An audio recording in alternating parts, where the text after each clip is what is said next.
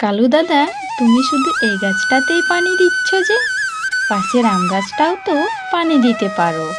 পানির অভাবে দিনকে দিন শুকিয়ে যাচ্ছে। পানি দিলে ওই আম গাছটাও তো সতেজ হয়ে উঠবে, আর আমাদেরকে ফুল ফল আর কত কিছুই না দেবে। কালু দাদা, ওই শুকনো গাছে পানি দিয়ে কি করব? ওই গাছে তো কোনো ডালে মুকুল ধরেনি। শুধু শুধু পানি দিয়ে কি হবে? এই গাছে অনেক মুকুল ধরেছে, তাই এই গাছে বেশি করে পানি দিচ্ছি, বুঝেছিস? এই গাছে বড় বড় মিষ্টি মিষ্টি আম হবে। আম বিক্রি করে টাকা হবে, টাকা।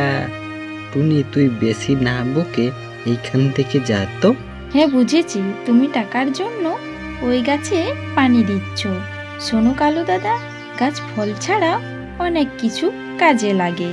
গাছের নিচে বিশ্রাম করতে পারে, গাছের কাঠ দিয়ে ঘরবাড়ি বানানো যায়, আর তাছাড়া একটি জীবন বাঁচানো মহৎ গুণ। বুঝেছ কালু দাদা? যা এইখান থেকে, আমাকে আর বিরক্ত করিস না তো। না, যাব না আমি এখান থেকে।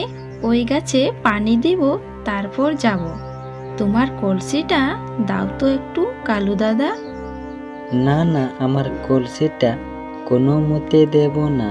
আমার কলসিটাতে পানি আনলে কলসিটা ক্ষয় হয়ে যাবে, বুঝেছিস? গাছের প্রতি যখন তোর এতই দরদ, বাজার থেকে একটা নতুন কলসি কিনে জল দিবি যা। আমি কলসি দেব না। আমার কাছে তো টাকা নেই কালু দাদা, টাকা থাকলে তাই করতাম।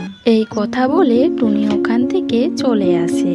মা টিং টিং মাটির কলসিটা বার করতো। মা, মা, মাটির কলসিটাতে তুমি কি করবে? তুই আমার সাথে আয় তো। এই বলে টুনি ও তার মেয়ে নদী থেকে পানি এনে শুকনো আম গাছের গোড়ায় কয়েক কলসি পানি দেয়। তারপর তারা বাড়ি ফিরে আসে।